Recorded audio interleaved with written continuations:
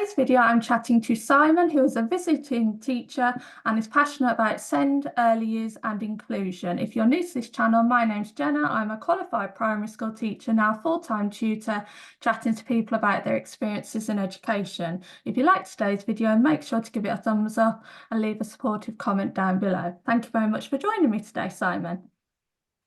It's nice to be here. Lovely. Now, I came across you on Instagram and I was really intrigued by your page and everything that you were interested in. So you've worked in education for 24 years in a variety of roles. What initially made you want to work in education? It comes down to when I was in year 10, we had to sign up for work experience for two weeks. And I remember putting something else down first. I remember putting, I wanted to go into catering first, but then they gave us the forms back about a week before they had to make all the bookings in case anyone wanted to change it. And I changed it back to teaching. I wanted to work with children. So I think that's the moment I realised, yes, that's what I really wanted to work with children. But prior to that, my mum had wanted to be a teacher, but never got round to it or never got the qualifications that she needed. But it's from that point when I worked with a class, it was year 4 class, and we're talking in the mid-90s now, that I realised that I wanted to work with children and follow the career path through in order to become a teacher. Oh, it's lovely how then you kind of followed through on your mum's dream. And did she see you, in the classroom at any point or anything like that? No, I moved to London when I was 21 when I moved to do my PGCE. Wow. And it was my final teaching practice school that I got offered a job, and I decided to stick around in London. So I've been in London for as long as I've been teaching now, and it wasn't a planned thing. I wasn't intending to move to London, but it was it all fell into place during when I was doing my PGCE that I thought I need to, follow this through, and I'm really glad that I did do that. Oh, very good. Now, your current role is as a visiting teacher, and I've kind of got a vague idea what that is, but what is it from, well, how did you hear about it, and what does it actually involve? So, a visiting teacher is just my way of saying it's a supply teacher, Oh, okay. because I think I've always thought that the term supply teacher, it just needs a bit more status, because I think that when you go into schools, I think the children latch on to the fact that you are visiting. When you say that you visit different schools, I think that they get it a bit more. So at the moment, I always have I always have a slide up saying, my name is, and then I'm a visiting teacher.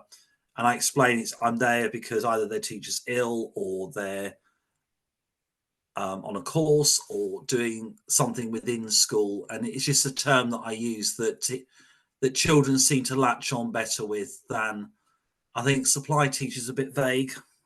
Mm. So I Yeah. use that term quite frequently with them, and they really do correspond to it really well. I really appreciate that because I did supply teaching and I didn't really have a negative experience of supply, but I understand that a lot of teachers do have a negative experience with supply, and often I think especially in secondary schools, if a supply comes in, they're not always treated the best way. And I think with the way that you rephrase it, it's more understanding for the children then, which then potentially makes it easier for your job going in, maybe. I think it does. If the more regular schools that I visit, Mm. and those relationships that you build up with, I think it starts as soon as you walk into the school and you talk to Yeah. the office staff. If you meet the head teacher, deputy, or whoever's dealing with the sort of the admin type aspect, I think that sort of rephrasing it as a visiting teacher, it for me it works better.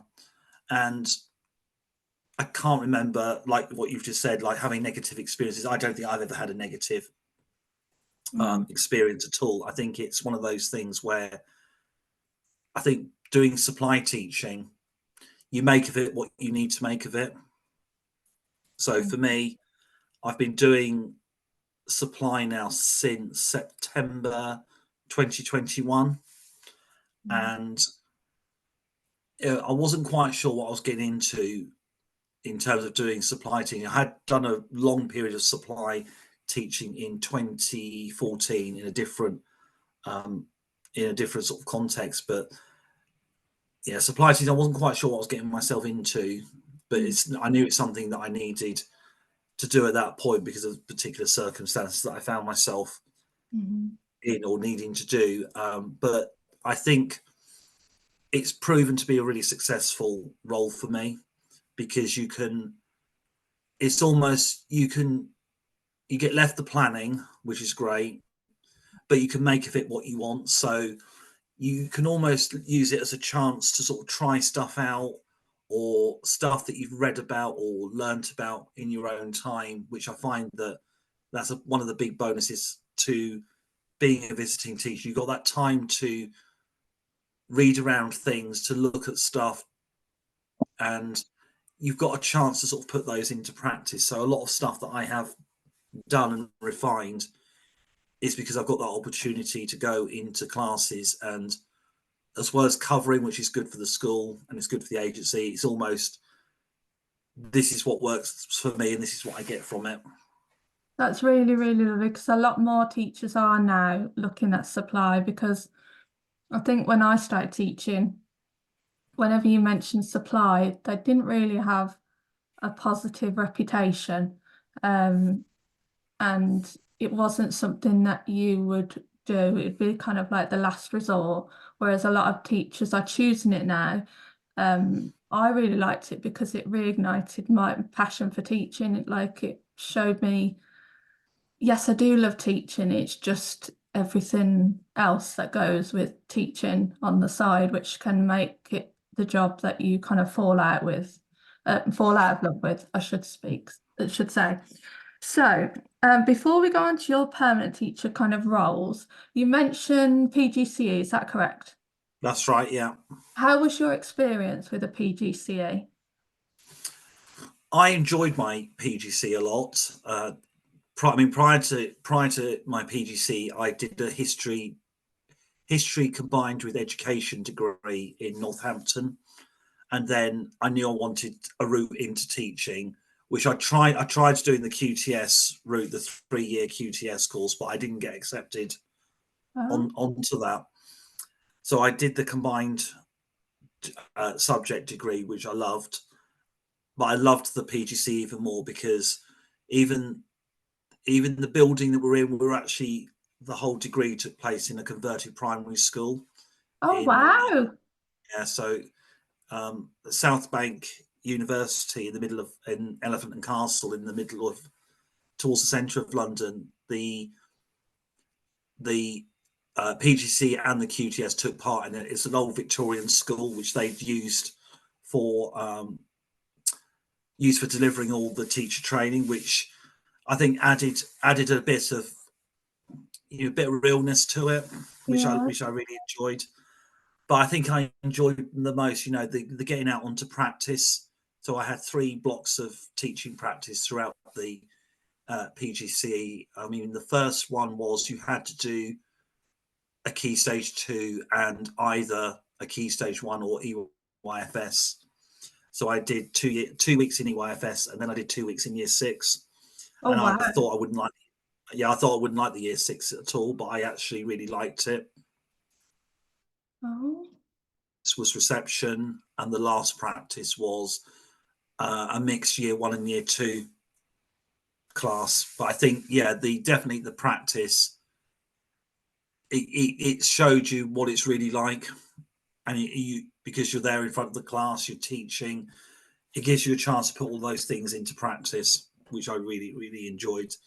If anything, the PGC, it was only a year, which maybe is too short. But I think sort of making the time to research and like read around things, it's given, as you say, it gives you sort of a new lease of life in the role that I'm doing at the moment. That's really good. And I think because what I found at the beginning, often people that came from PGCEs, it was essentially still like a school environment, but in like a university, obviously. Mhm. But they'd just be sitting down and listening to a lecture. But I think being in that environment of a classroom that you were in, it wasn't then, I presume, a shock then when you went into your placements and had to be in a classroom environment, like a proper classroom environment, that would that be a shock to you or not? Or were you quite No, it comfortable at wasn't. I that think, point? yeah, I think the shock was more, or not really a shock, but it's more around when it's live and you're teaching in the moment. It's all that stuff you think about as you're teaching, because you're automatically thinking about how's the lesson going. Well, as a PGC student, you write reams and reams Yeah. for for a lesson plan. I remember doing all of that now. Oh, And the contrast now is that I don't need to do that no. anymore. You can write. Usually the planning's left for me, but I do think of stuff on the go even as I'm teaching now, and I just write on a post-it note because I think that's Mm, sufficient. So it's almost as if the teacher training stuff.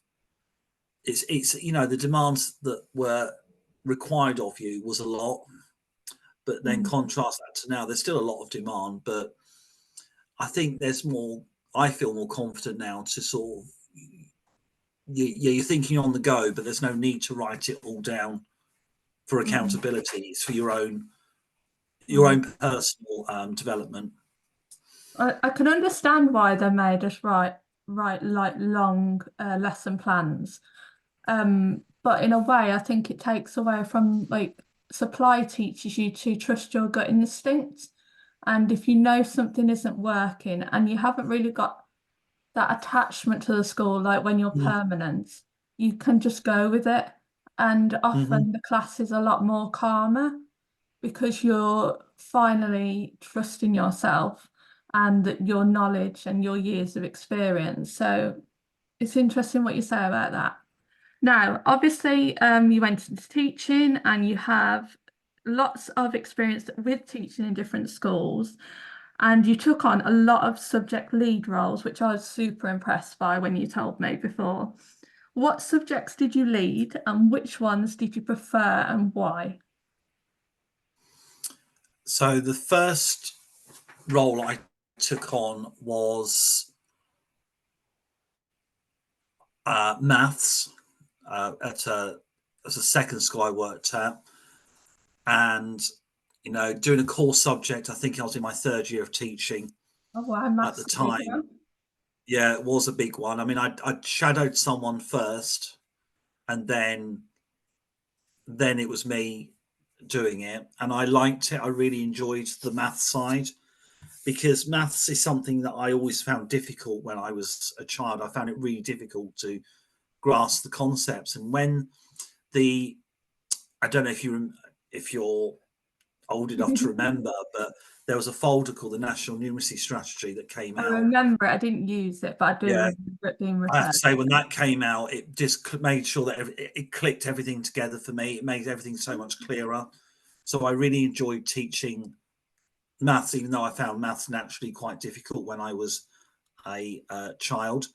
But yeah, maths I did enjoy leading on, which then led into being a phase leader for Key Stage 1, which wasn't very long, but it was a good step up at that point. And then after that school, that's when I entered my first period of supply Ah, teaching, and in that supply teaching role, when that role became permanent, they were advertising for subjects which the one I went for wasn't actually the one I got, because they gave the one that I wanted to somebody else. It was for history and geography, which matched my degree, but they wanted to give me computing instead because they said that computing needed a bit of an overhaul, and they judged from what I did at the interview. They said that they wanted me to do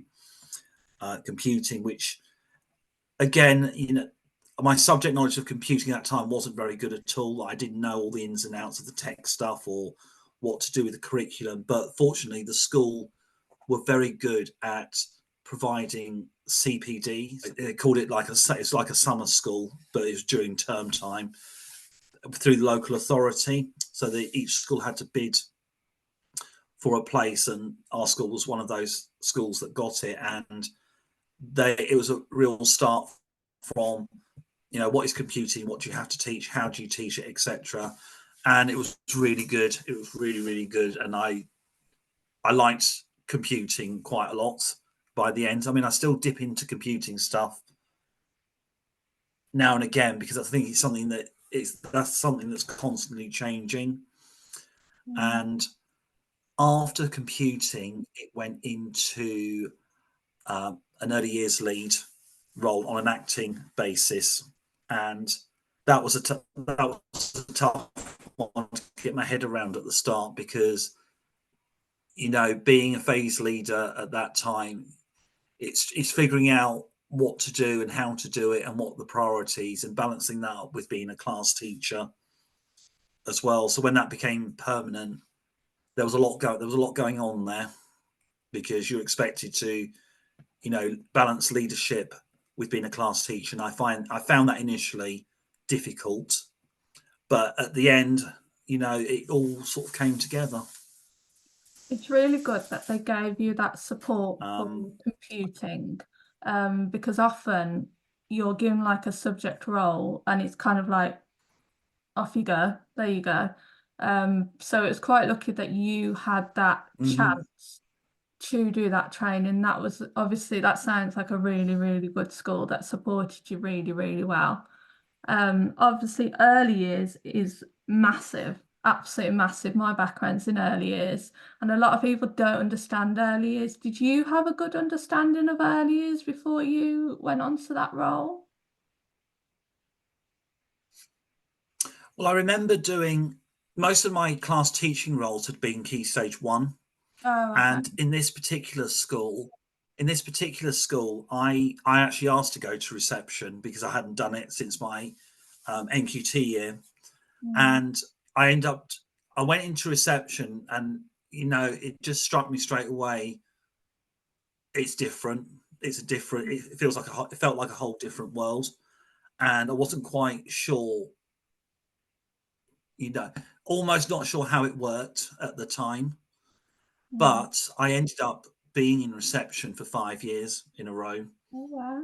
because I absolutely loved reception. Once I got my head around the concept of things like continuous provision, how short and snappy your whole class sessions need to be, and sort of your understanding of things like when you break the curriculum down into all the prime areas and the other areas as well, how they all interlink together, and just play, the understanding of play and how that facilitates learning. Once I got my head around it, I really enjoyed it. What did you find about other people's experiences, understanding of early years? Because often I found that was the most difficult part. You could, once you were in it, you understood it, but it was trying to show and make others understand it so that it was, done in the right way for the children.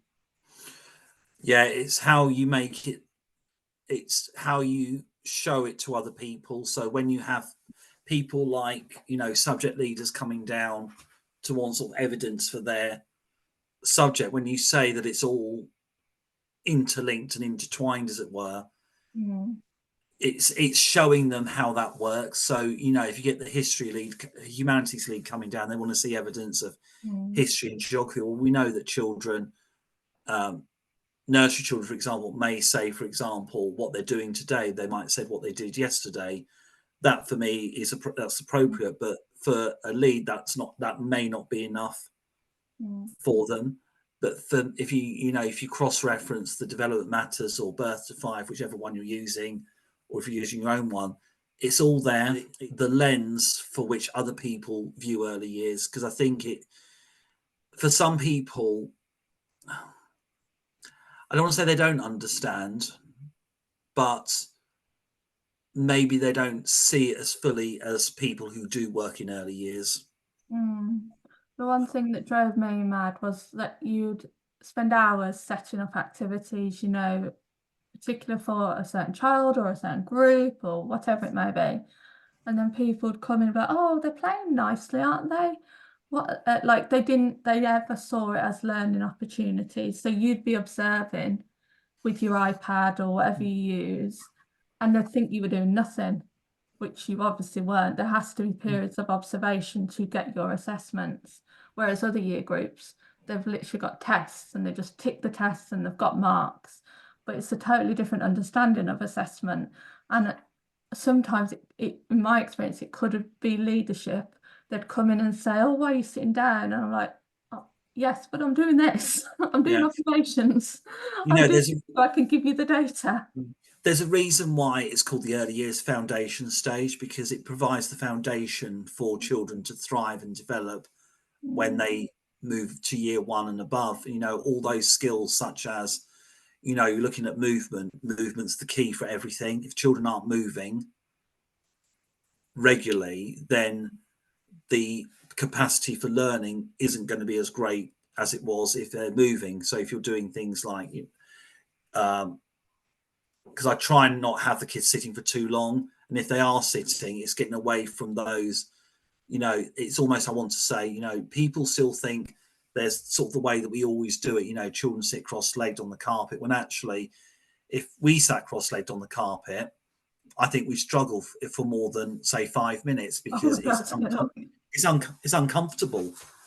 And I Yeah. think it's that sort of child development stuff, or the understanding of those three prime areas, which are all biological. So the physical development, communication and language, and the PSED, they're all biological, and you can't do anything with the other ones until that's sorted out at first. So it's definitely those things which aren't immediately obvious to an observer. Because I was told this. Yeah, actually, I was told this week that I was teaching a year one class, and the head teacher wandered in, and they said to me that they noticed this, they noticed like a child had a sensory toy or a fidget toy in their hand, which I'd given them because there was clearly a need there. And sometimes we're doing supply or visiting teaching, because I carry a lot of stuff with me, because I want stuff to be able to access, because I know that's what's needed. And there's always, for me, not so much now, I did have it when I started, it's what other people think of those things, because I know they work and the evidence or research says they work. But it comes back to that idea that, yeah, it's always how we've done it, or this is what we do, etc. Well, actually, it doesn't always work. No, it doesn't, because, and I suppose with doing supply teaching, I felt I could pick up on more things with children. I don't know about you, but like when I was in permanent teaching, personally, I was stressed a lot of the time, and your brain is constantly going with what stuff you need to get done. And, you know, you'd obviously be observing your class and working with them and all that kind of stuff. But as a supply teacher, you don't have that brain fog of Mm-hmm. everything clouding your judgment, and you can know exactly what that child needs in that moment. And you've got obviously got the research, the knowledge behind that, and you can say that. And because you don't have that tie to that school necessarily, you can say, no, that child has been struggling with this and I've done this. Because otherwise, they may not cope in the classroom environment at all. I So agree with all of that. All of that I agree with. mm, yeah, it's It's hard to stand on your own 2 feet when you're in a permanent role sometimes because you trust that the people above you are more experienced than you. But at the end of the day, you know you are with the class, whether that's for a day or for a term or for a year or whatever. But you know that class and you can see just from observing how they're reacting to you, and from your experience, you know what to do, which is the only way forward, I think, Mm. make a successful teacher. You are passionate about SEN, Mhm. and as part of your early years role, you oversaw admissions and gained lots of valuable experiences. What did you learn from that time? Yeah, I mean, when you're in charge of early years, around April 15th is when parents find out which school their child is going to for reception. And I didn't quite realize at the time, how much goes into that. Mhm. Because, having parents come to you with help, they want help, even filling in the stuff. And when they showed me what's expected of them, there's a lot there. There's a Mm. lot there. And, some of the barriers for parents and carers to completing it, things like EAL, or not understanding, or what's needed, etc. I think that gives you a real insight into what happens. But then, after the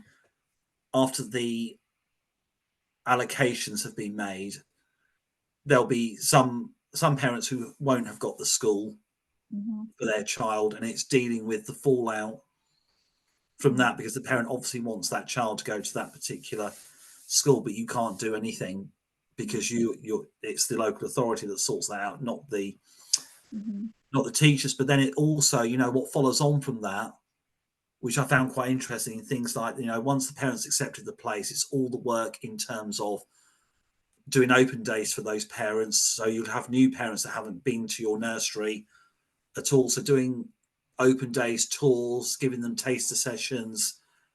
And that's one of those, it's one of those points in the year when those open days happens.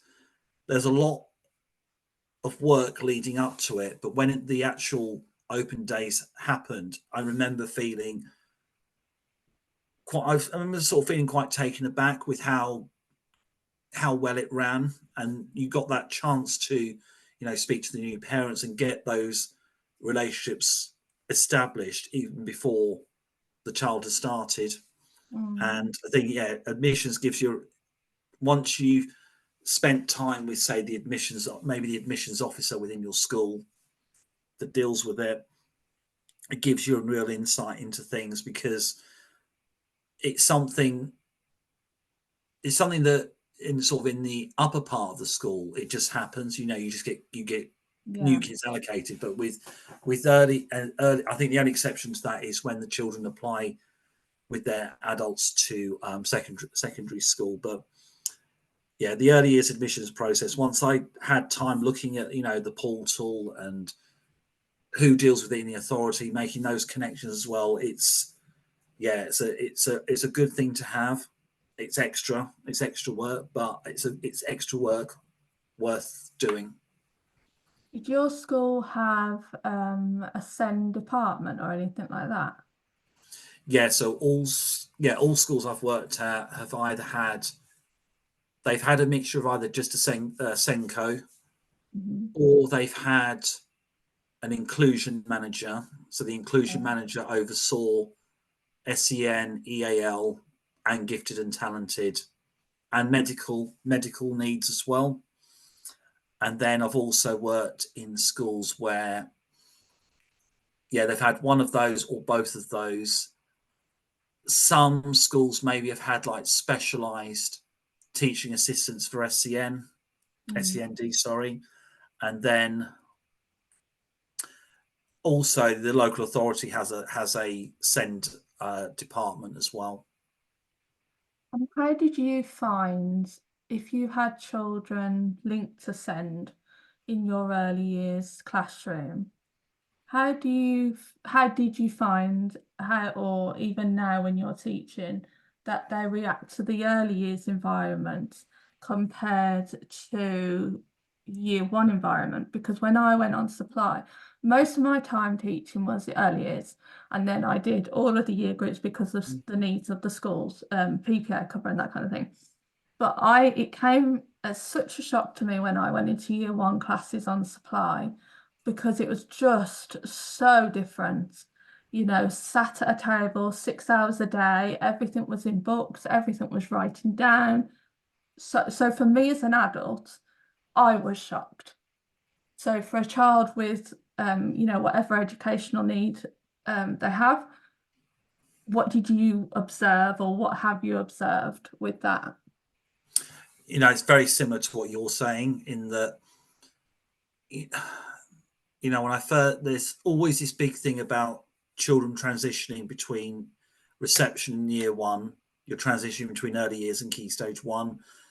And, you know, I've tried and seen lots of methods where, you know, I've seen some year one classes are exactly like reception for the Yeah, whole year, and I loved it. I thought it was great. yeah. I've seen some year two classes that have got elements of early years Oh, that's amazing. practice in there. On the other hand, I have seen classes where you go from early years to year one and it's straight into Yeah. formal stuff. And I think it links really nicely back to what I was saying earlier about those three prime areas Mm, about physical development, communication, language, and PSED. Those three areas still need focus on past early years. You see, you know, sitting at a table to write, for example, isn't every child's way. We need to be more flexible in our approach with children, such as allowing them to lie on the floor to write, to allow them to stand up by a unit, or to write on the playground, or stand up against the wall to write, because they need movement. And sitting at a table, you know, I'm actually sitting at my desk at the moment, but I've got a gym band at the mm. bottom of my chair to give my legs a bit of movement, because Oh, okay. I can't sit for too long, because I get sort of irritable and Yeah. fidgety, I need a bit of movement. But I think it's all of the it's the it's the adaptations that we make for children to be able to access, which ultimately is inclusion. So it's things like you know, if you can see a child clearly communicating that they need movement, well, we need to give them movement. Or if a child's found is finding writing, you know, the physical action of picking up a mark making implement and writing in a book, if that's too difficult, then you know what, I would, you know, get the tough tray out and you get the shaving foam out and you get them to write or form letters or have those great big gross motor Mm, movement, because that's what they need. That's what they need. And I think sometimes we need to be a bit more confident to say that, because we know the kids. mm. Yeah, there was often it was so much fixation on getting them ready for year one. Um, and it, like you said, it wasn't kind of the individual needs. It was like, we've got to get them ready for year one. We've Mhm. got to get them ready for year one. And I've even had comments, you know, where I'd do a story and children were like just lying naturally. But in some schools, oh my goodness, if you did that, oh, what are they doing? Why are they lying like that? They need to be sat up. Da, da, da. And I'm thinking, some of these children, they're not at that point yet. They cannot like to sit and hold their body strength up Mhm. and not fiddle and not. It's the understanding isn't there in some cases, which is quite sad, really. Yeah, Uh, all of that I completely agree with. That they children children's behavior it communicates what they need. It mm, communicates really clearly that if they're lying on the floor, they're lying on the floor. mm, And it's you need to prioritize them.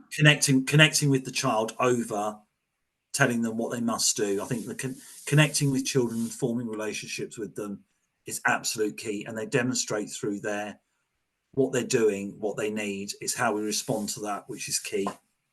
And it also builds up that trust, because if you can understand a child's cues, whether they're happy, they're sad, they're distressed, and you are responding to them and not trying to force them into a situation where they're not comfortable, then in the times, you know, where you are doing things, you're like, oh, can you just come and help with this, or can we do this? Mhm. And they do want to do that because they've understood that you've listened to them at that time when they were upset, stressed, overwhelmed, whatever it may be.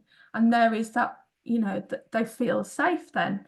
They feel, well, you've identified when I didn't feel safe, and now I'm more than happy to, you know, respond to you in a positive way because I know I can be myself with you.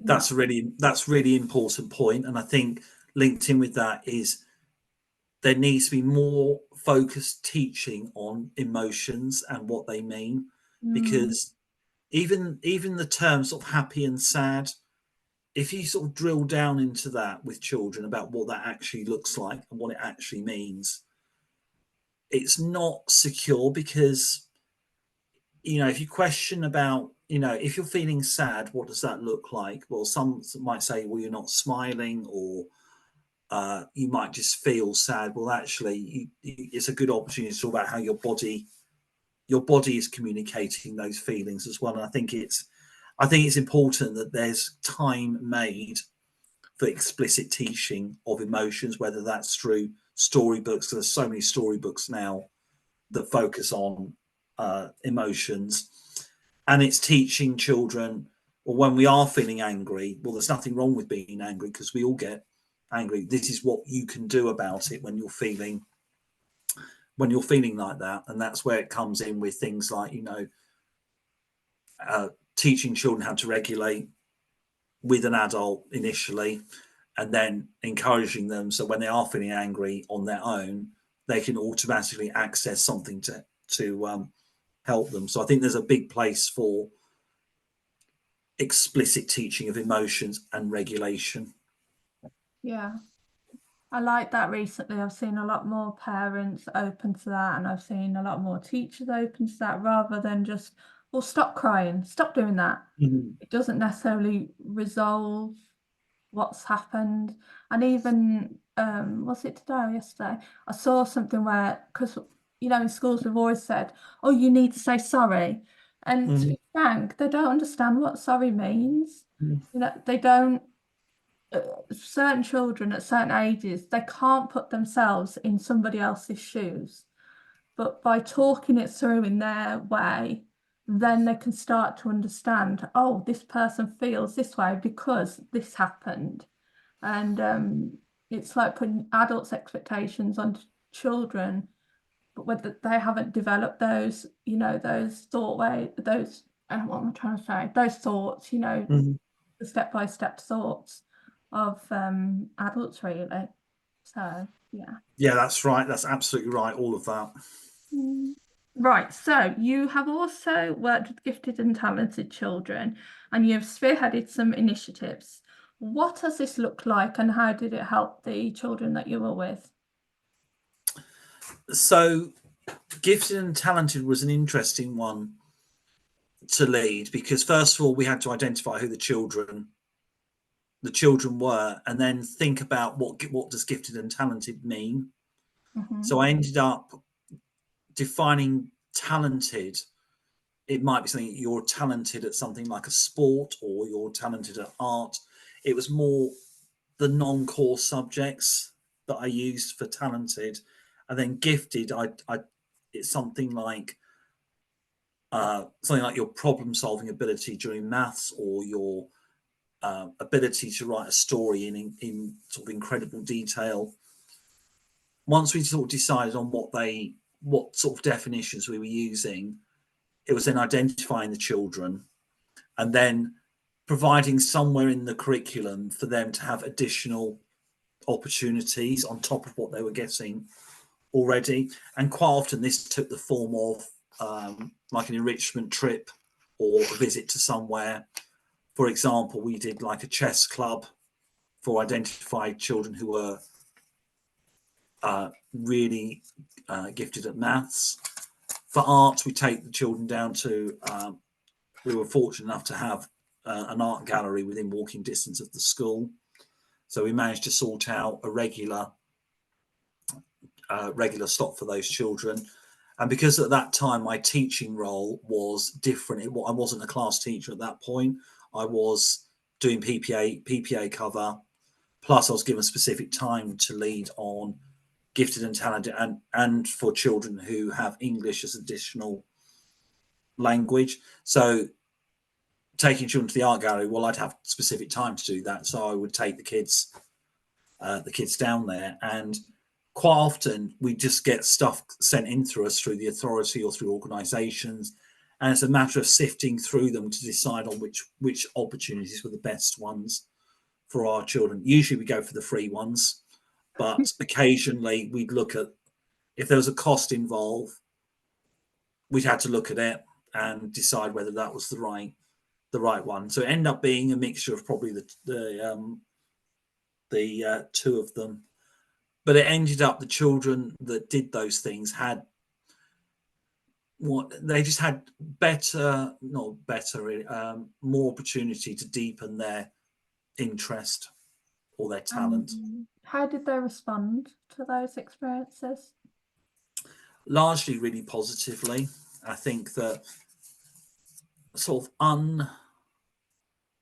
in an indirect way, I think they liked the fact that they knew they were good at this, so therefore we're providing something else for them. And actually, it's interesting because in some of those experiences, you'd get some of those children not always getting it right every time. So you get some children who wouldn't be getting it all sort of correct, as it were. Mm. And that's a really important teaching opportunity to teach them that, well, actually, when we don't know something, it's almost that element of confusion. It's using the feeling of being confused as a way of moving children on. And how did other children react to certain children doing extra things?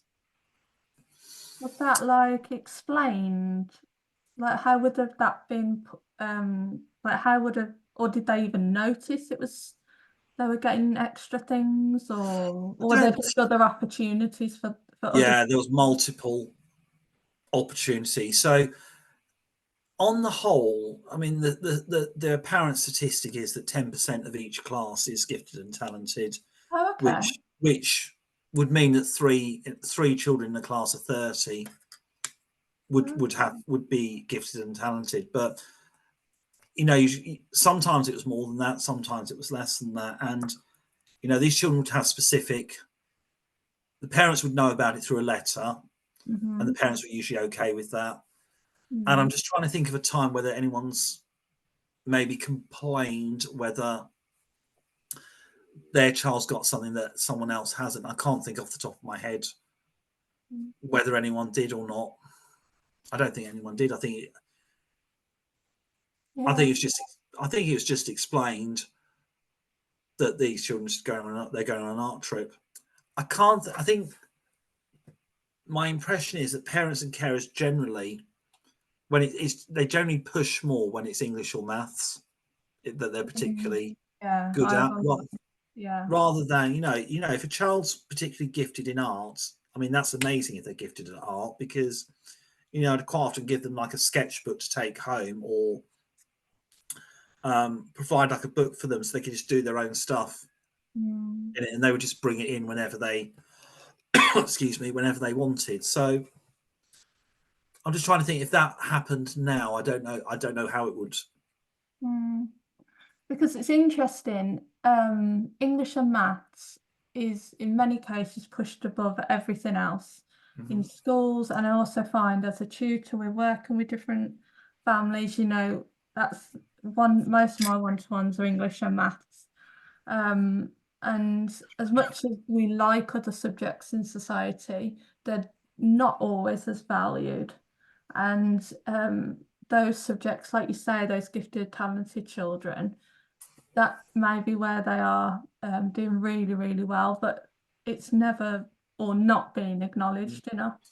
I think if you add into that, particularly if a child is neurodiverse or has something something like autism or ADHD or Mm.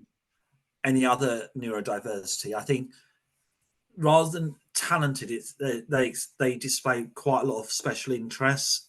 So, for Mm. example, I'm just trying to think of a good. Oh, I had a child. I remember having a child who, um, certain points during the day, would just call out the stations of the Bakerloo line in order. Oh, wow. Absolutely, and he was every time he was right, absolutely right. And then, other points today, he would just say, number one bus goes here, number two bus goes here, and whatever. I think things like that as well.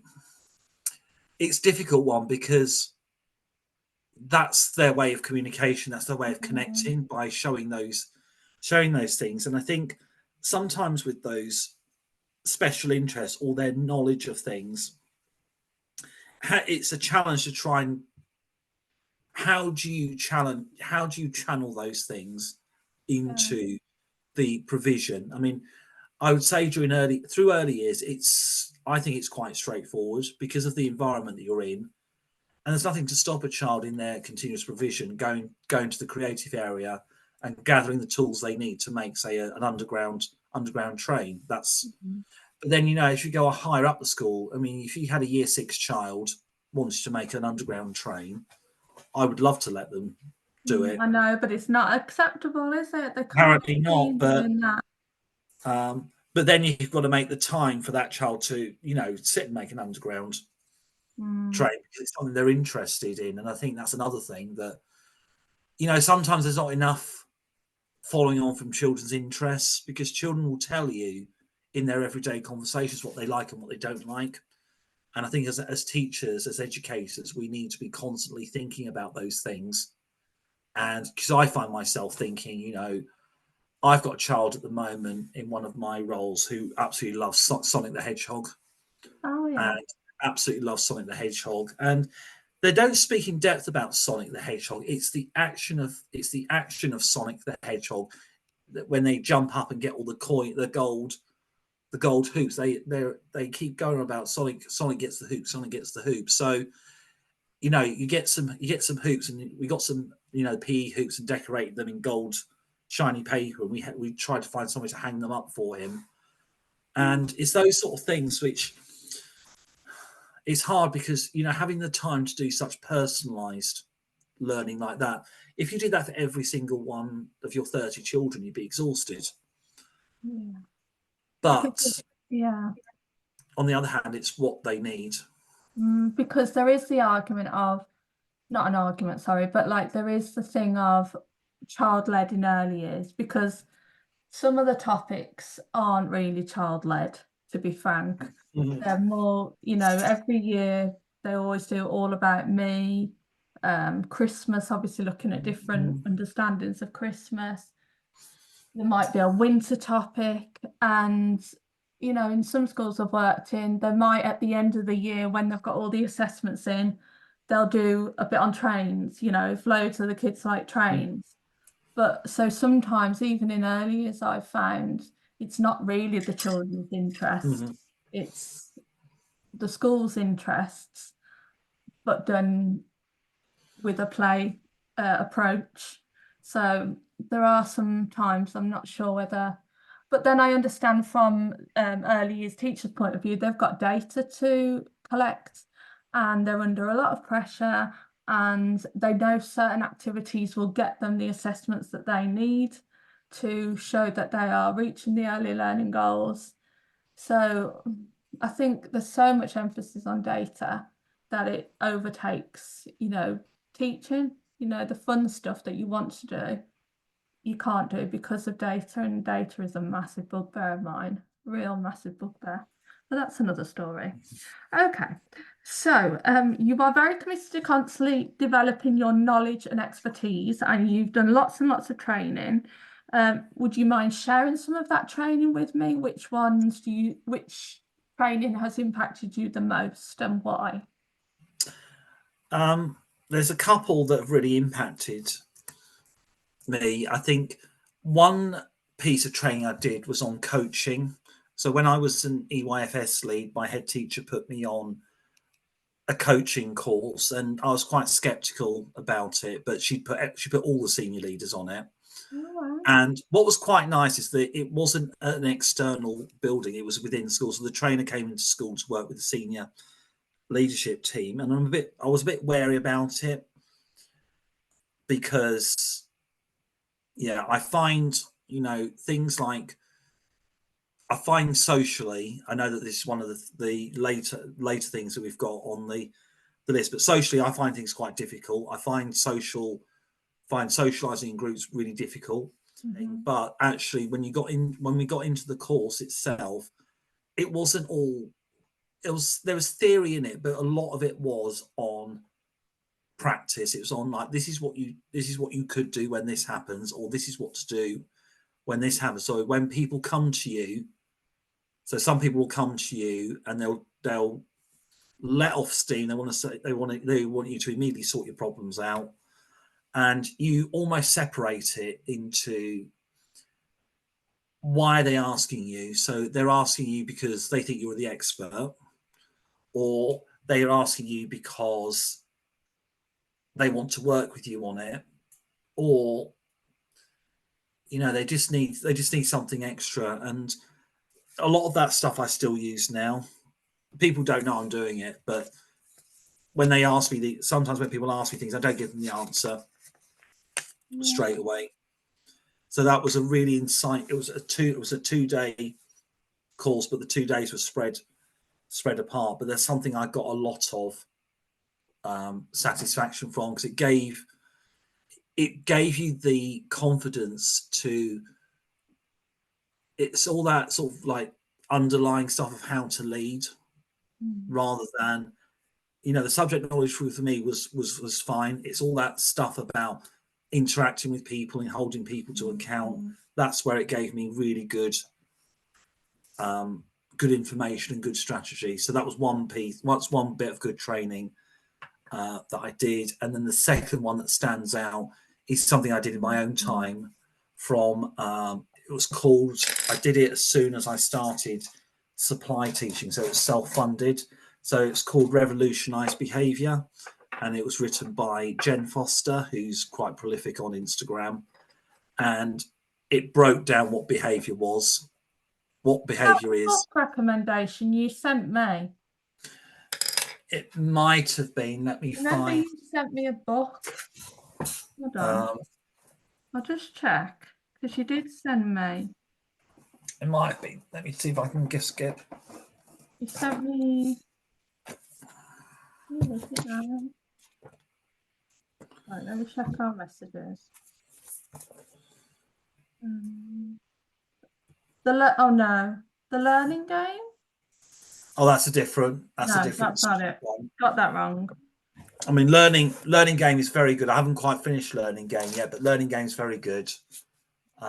Jen Foster, this is her book, Behavior. Oh. but she did her original course came out in 2021, and I did that when I started being a supply teacher.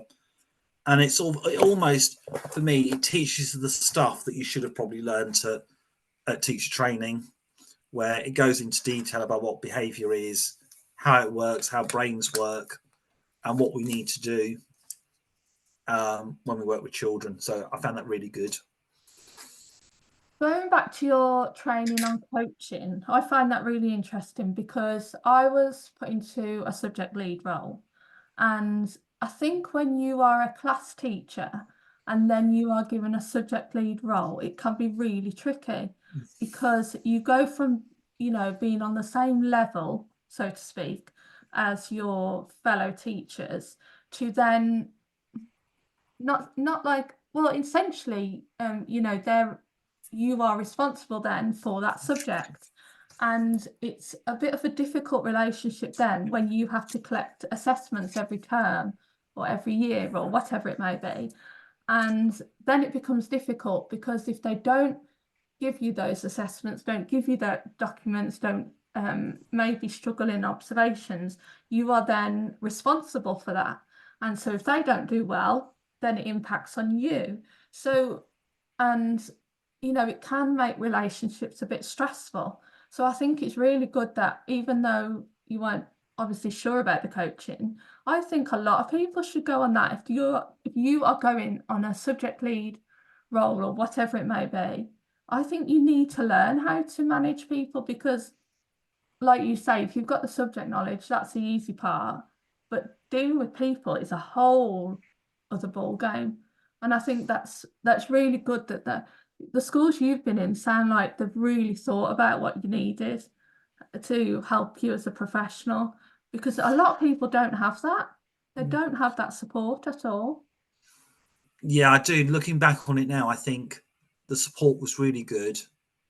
I think what I didn't have though was, the time to look at stuff properly. It's I would always a love, question of time. I'd love to have had more time to like look at stuff, but now I do. Now I do have more time, so it's almost worked in my favour. That's good. That's good. That is a thing of time because there's so much, like in early years, there's so many things I wanted to try, but there's so much expected of you, a teacher in the older years as well, and it's just hard. So, what does inclusion mean to you? You've obviously spoken about it earlier, but in a little bit more detail, when did you start to think about inclusion and how do you, obviously you've talked about a lot of your classes and identifying the children and what they need support with, but is there anything else you want to share on inclusion? I mean, we could almost do another episode on Yeah, inclusion because it's such a big area. I think primarily inclusion isn't just the send yeah, children. yeah, Inclusion could be EAL. It could be children who are gifted and talented, as we talked about yeah, earlier. It's You've got to be able, I think, as an educator, you've got to recognise where there's a need, or if the child can't access the learning, or the child finds it difficult to access the learning, what can we do to help the child access the learning? And that's difficult at times because I'm just thinking recently, class of 30, I remember doing a maths lesson and there was a lot to it, and I realized after 15 minutes we're not quite getting it. You can just feel it in the room. You feel it in the room and you think, no, no, no, there's something not quite right here. So we went out for a movement break. I took them out for 10 minutes, and then brought them back in, and then we were okay after that. It's recognizing and thinking about what do the kids need, and then trying to give them what they need.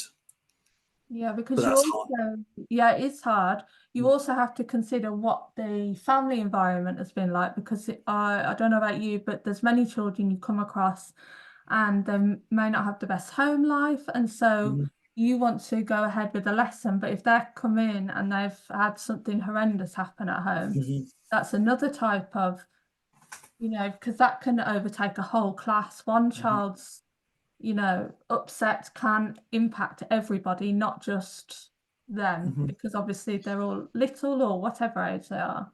So there is Yeah, inclusion in that. quite simply, if they're not regulated, they're not ready to learn. It's as simple Yeah. as that. And you know what? If you're lucky enough to have something like a calm corner or calming strategies at your disposal, you can read it as soon as a child walks in. Mm. Some schools will use things like zones of regulation or check-ins to see how children are feeling. Sometimes children don't want to do that because they just need time. And it's almost our role has developed beyond educators, where it almost feels like we're counsellors, we're therapists, we're lots of other things as well. And reading a child's sort of emotional state when they come into the classroom is tricky, but again, it's that whatever they're communicating through behaviour, we've got to go with it. Right, so we're nearly at the end. I've just got two more questions. So you are very active on social media and you run your own Instagram accounts. What is it called and why did you decide to start it? I think it's gone through a couple of name changes since I first activated it. So I started it. I started it when I started being a supply teacher in September 2021. Um, it was called Sassy Supply Oh, very because nice. uh, then but then last year I looked at it and I thought it needs to be a bit more specific than that. So Mm, that's when I changed it to Simon Inclusion Teacher, because it says what it says it on the tin, mm, as it were.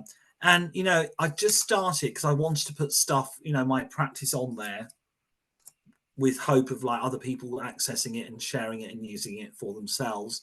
And it's gone through quite a few ups and downs. People say like you should post every day or post every so often, but there's times where I've posted quite a lot of information posts, and then recently it's gone more down the route of the sort of the meme route with videos, and I put my opinion on it. But they're really popular. I mean, when I look at the plays and the reach connected with that, it's much better, because creating the carousel posts, if you're doing 10 slides, it takes quite a bit of time to mm, do all that, and yeah, then you refine, and then you see it hasn't had a lot of looks or what. So it's making of it what you do. But one thing it has allowed me to do is allowed me to make a lot more connections with people that I wouldn't have made connections with otherwise. So the sort of the community out there, especially teaching community, there's a lot of teachers out there. mm, There's a lot of inclusion, special educational needs teachers out there, and on a whole, lot of nice people out there. yeah. Instagram, I find a funny one. I've tried a few times, much better on Facebook and TikTok, but Instagram, I find a funny one. But I do know it's the community aspect on Instagram, like you Mm. say, and it can be a frustrating app to use. But when you meet those people, I've already Mm. had a few people reach out, and they're quite nice actually. It's lovely. Obviously, I've met yourself, which is great, and it's nice to meet people behind the account to see, what their journey is really. Yeah. Right. So last question is, you also have two podcasts, which I was like, whoa, where do you find the time? What are they called and where can people find them and what are they about? So the first podcast is called Social Anxiety Life, Hmm. and it was formed with me and my friend Sarah. We were talking about it for quite a while, and one night we said, right, we're gonna properly do this. And I remember April last year, so April 2023, we were both sat in her front room. We got Spotify for podcasters up on the computer, press play, and it all went from there. I mean, the first episode, it sounds a bit all over the place, but we didn't quite know what we were doing. But now, I mean, we're on our 20th episode Oh, wow, that's great. now, and we don't have a schedule for recordings as and when we have time, Hmm. because now we try and collect contributions in from other people, and we Oh, use those on the episodes, and it covers a broad range of topics, from overthinking, how small talk affects social anxiety. Does it affect age? Sorry, does age affect social anxiety? Or also, we did a recent one with a collaborator about children and social anxiety, oh, which was a really nice one.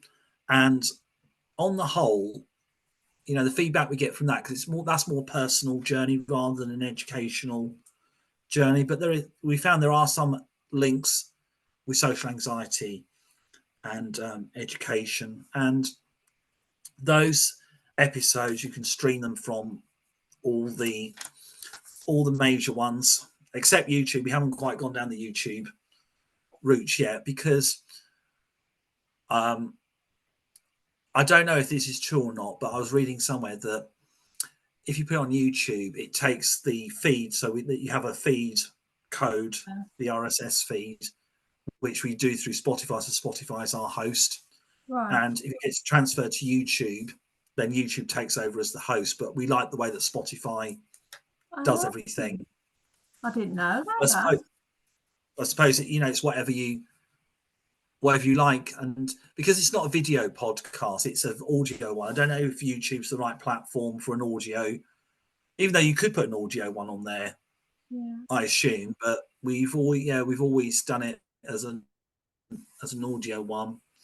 The second podcast has only got one episode in, and it's something I've left for a while, and it's actually about early years and inclusion, and it's called Neurotuned for Inclusion. Mm. There's only one episode, which is about 15 minutes, and that's just me talking about sort of the overall setting the scene with early years inclusion and neurodiversity. And I've had people message me wanting to sort of collaborate or to be guests on the podcast. We just haven't found the time to make our diaries work. But yeah, they're the two podcasts that I'm doing at the moment, which is another good thing in terms of doing supply teaching. It means I can free up time to do these things. That's amazing. Well, it's been lovely to chat to you. Thank you for spending time chatting to me. It's been amazing to hear your journey, and I'll leave all your links down below so that if anyone wants to check you out, they can and follow your amazing Instagram channel and listen to your podcasts. Then hopefully, fingers crossed, they will, because they sound brilliant. So thank you very much for joining me. I really appreciate it.